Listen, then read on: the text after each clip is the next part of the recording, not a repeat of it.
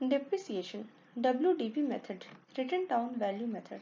अगर आपको ये चैनल पसंद आता है तो इसे लाइक करें, सब्सक्राइब करें और शेयर करें और पास दिए बेल आइकन को प्रेस कर दें जिससे आपको इसके नोटिफिकेशन जल्दी मिल सके। A boiler was purchased from abroad for ₹10,000. एक बॉयलर को बाहर से खरीदा गया जिसका कीमत 10,000 रुपये था। Shipping and forwarding charges are ₹2,000। Shipping और फॉरवर्डिंग चार्जेस जो है उसके ऊपर 2,000 रुपये लगा। इम्पोर्ट ड्यूटी जो है उसके ऊपर 7,000 का था। एक्सपेंस इंस्टॉलेशन जो है वो उसके ऊपर 1,000 रुपीज़ का था। Calculate the depreciation for the first 3 years. 3 साल का डेप्रिसिएशन कैलकुलेट करने के लिए बोला जा रहा है।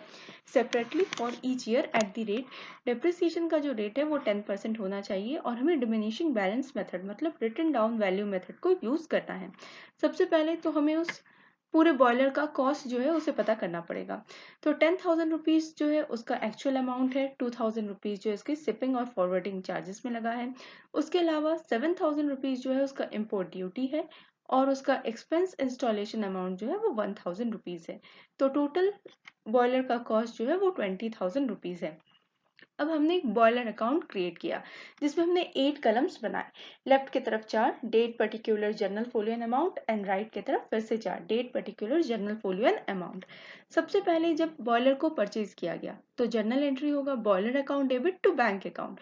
तो फर्स्ट ईयर जनवरी 1 को हमने ये बॉयलर अकाउंट के डेबिट में टू बैंक अकाउंट लिखकर 20,000 रुपीज लिखा जितने में हमने बॉयलर को खरीदा था।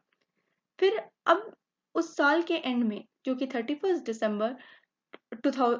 दिसंबर होगा, उस दिन हमने 20,000 रुपीज के ऊपर 10% चार्ज किया जो कि 2,000 रुपीज होता है, वो उसका डेप्रिसिएशन है। तो बॉयलर अकाउंट तो depreciation account debit to boiler account जो है वो जर्नल एंट्री होगा। अब बॉयलर अकाउंट के क्रेडिट में बाय डेप्रिसिएशन अकाउंट लिख करके 2,000 रुपीज होगा। फर्स्ट ईयर के एंड में ऑन 31 दिसंबर जो अमाउंट बॉयलर का होगा आफ्टर डेप्रिसिएशन वो 18,000 रुपीज होगा। यही 18,000 रुपीज फिर अगले साल ट्रांसफर हो जाएगा सेकेंड ईयर 1 जनवरी को ओपनिंग बैलेंस होगा 18,000 रुपीज। फिर 1 दिसंबर सेम ईयर को हम डेप्रिसिएशन चार्ज करेंगे। क्योंकि ये डिमिनिशिंग बैलेंस मेथड है, हम लोग स्ट्रेट लाइन मेथड में हर साल 2,000 रुपीज ही डेप्रिसिएशन चार्ज करते जो कि उसके एक्चुअल अमाउंट के ऊपर 10% होता। लेकिन यहाँ पे हमें जो बैलेंस बचता है लास्ट ईयर में उसके ऊपर हमें 10% चार्ज करना है। तो हमने 18,000 रुपीज के ऊपर 10% चार्ज किया है जो कि 1,800 रुपीज है। तो वापस से हम लोग जर्नल एंट्री पास करेंगे depreciation account debit to boiler account. तो बॉयलर अकाउंट के क्रेडिट में हम लोग बाय डेप्रिसिएशन अकाउंट बोलकर 1,800 रुपीज लिखेंगे। फिर बैलेंस सीडी जो है वो 16,200 रुपीज होगा।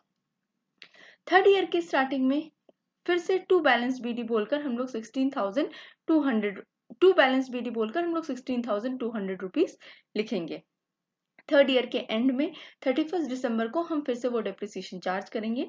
16,200 के ऊपर 10% जो है वो 1,620 होता है। बाय बैलेंस सीडी करके थर्ड ईयर के एंड में जो बॉयलर का अमाउंट है डेप्रिसिएशन होने के बाद 14,580 होगा।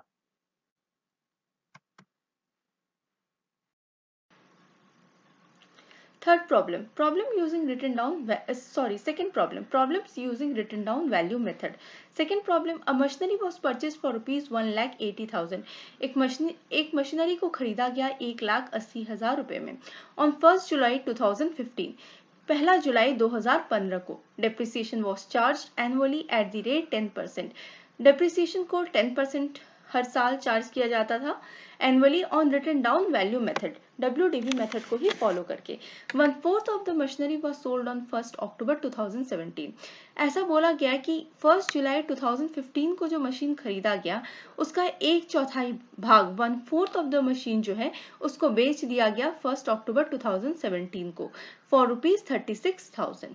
Prepare machinery account for the year ended 31st March 2016 to 2018. हमें मशीनरी अकाउंट प्रिपेयर करना है 31 मार्च 2016 से लेकर के 31 मार्च 2018 तक।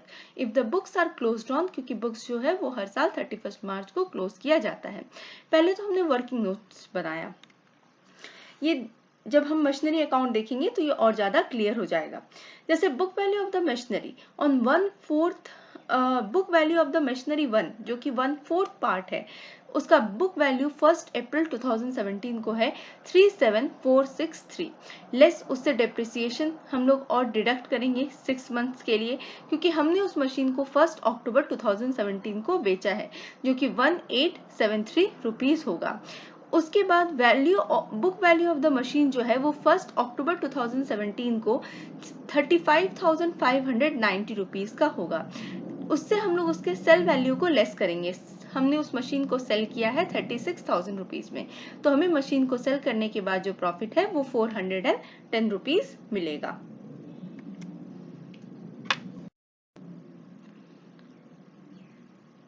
अब हमने दूसरे पेज में एक मशीनरी अकाउंट ड्रॉ किया है। इसके डेबिट में फिर से 4 कलम और क्रेडिट में 4 कलम। डेबिट में होगा date particular journal folio amount और क्रेडिट में होगा date particular journal folio amount same.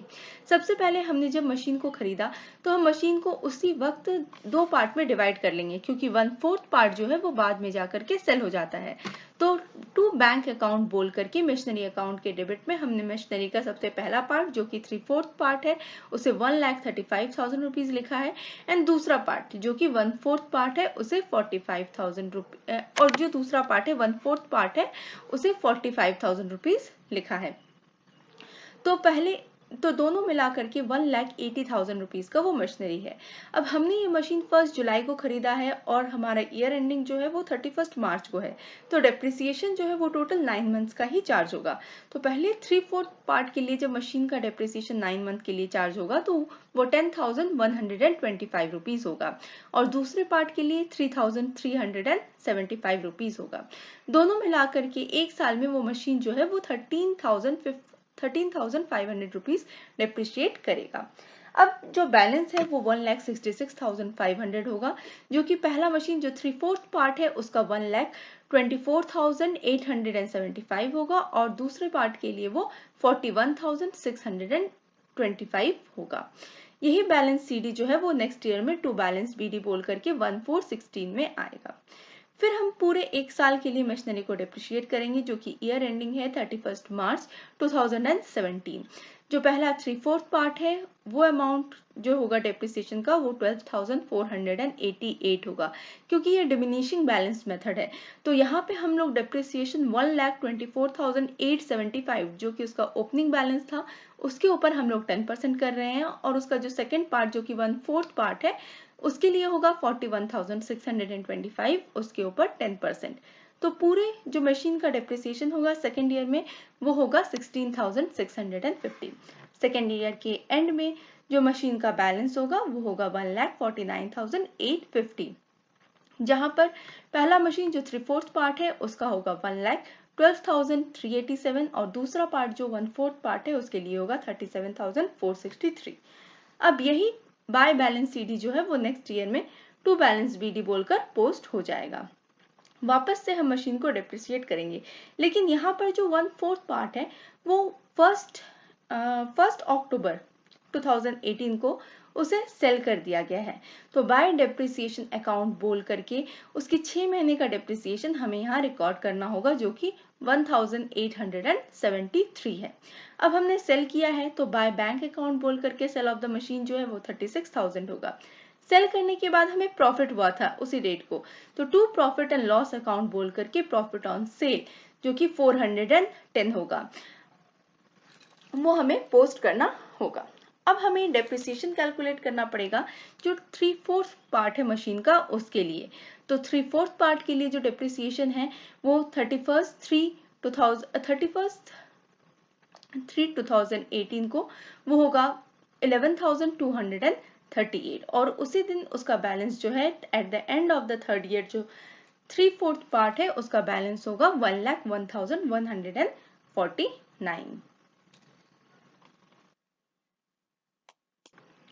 Thanks for watching. If you have any queries, write me in the comment sections below.